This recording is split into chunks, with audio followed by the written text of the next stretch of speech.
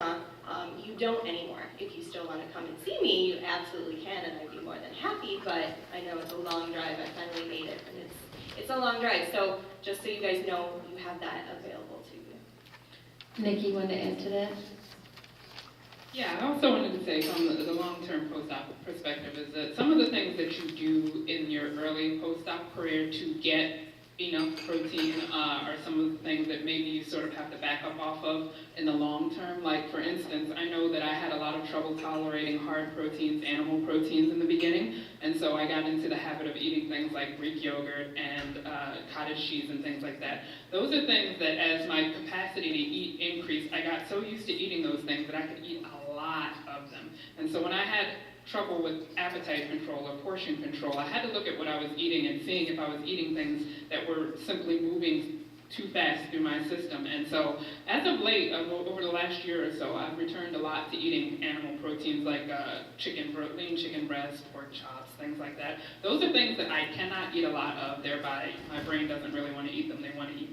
My brain wants to eat the Greek yogurt that I can eat like a cup and a half of, but I eat the chicken breast, and when I eat the hard protein, my pouch does still very much work. It's like 4, maybe 5 ounces of a lean protein like that will satisfy me versus, so much more of the yogurt and the cottage cheese and things like that. And then the other thing I wanted to say is that within the peer communities of bariatrics, when you have peer-to-peer online and Facebook groups and things like that, you get a lot of people who ask, well, I can eat a lot more. Has my pouch stretched out?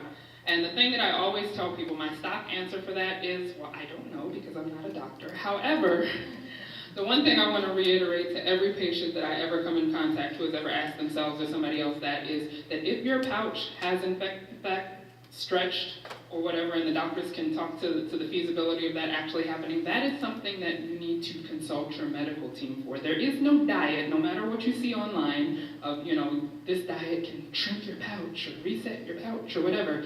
There is no diet that's going to do that if your pouch is truly stretched out. If your pouch is truly stretched out, you need to go see your medical professional. There are things they can do to help you, or if there's something wrong with your anatomy, there's things they can do to help you. You cannot treat yourself in that situation. You have to employ your medical team.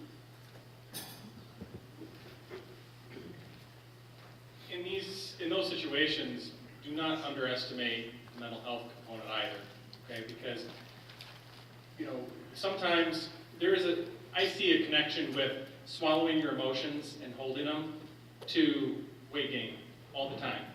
And is it all in your head? Maybe. Is it all these things that they're talking about? True. Is it everything? Probably. And so that's where you want that multidisciplinary approach. I mean, going to a support group is going to be good. Going to a support group and seeing Megan is going to be great.